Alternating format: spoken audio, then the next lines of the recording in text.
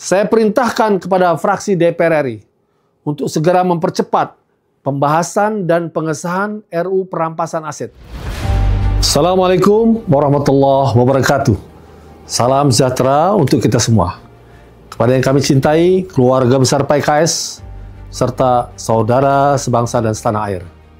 Merespon berbagai situasi bangsa terkini, pimpinan PKS telah mendengar masukan dari pengurus, kader, dan berbagai elemen bangsa. Termasuk kami telah bertemu dengan Presiden Republik Indonesia, Bapak Prabowo Subianto, untuk mencari solusi terbaik bagi perbaikan kondisi bangsa dan negara. Dalam kesempatan ini, kami hendak menyampaikan pernyataan sebagai berikut. Pertama, PKS sebagai partai politik, bagian dari elemen bangsa, memohon maaf kepada seluruh rakyat Indonesia jika peran PKS dirasa belum optimal dalam menjalankan mandat dari rakyat. Kami menyadari masih banyak kekurangan yang perlu kami perbaiki. PKS berkomitmen untuk terus berbenah dan berjuang demi terwujudnya keadilan dan kesejahteraan bagi seluruh rakyat Indonesia.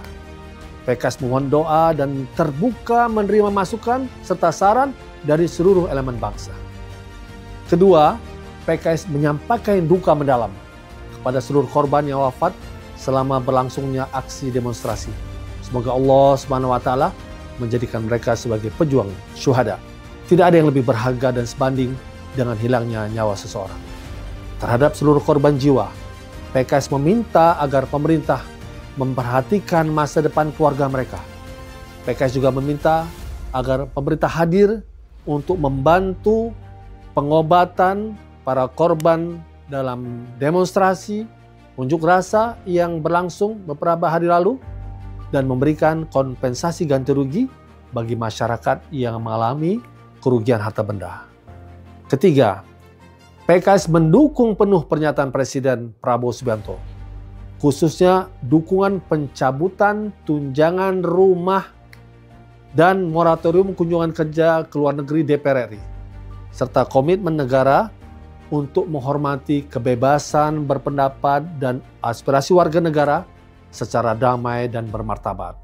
Keempat, PKS menyerukan agar gelombang kritik publik kali ini dijadikan sebagai momentum evaluasi menyeluruh terhadap penyelenggara negara, baik eksekutif, legislatif, maupun yudikatif, terutama dalam aspek efisiensi anggaran. Dan tentu, keteladanan pola hidup sederhana harus menjadi tradisi pejabat publik.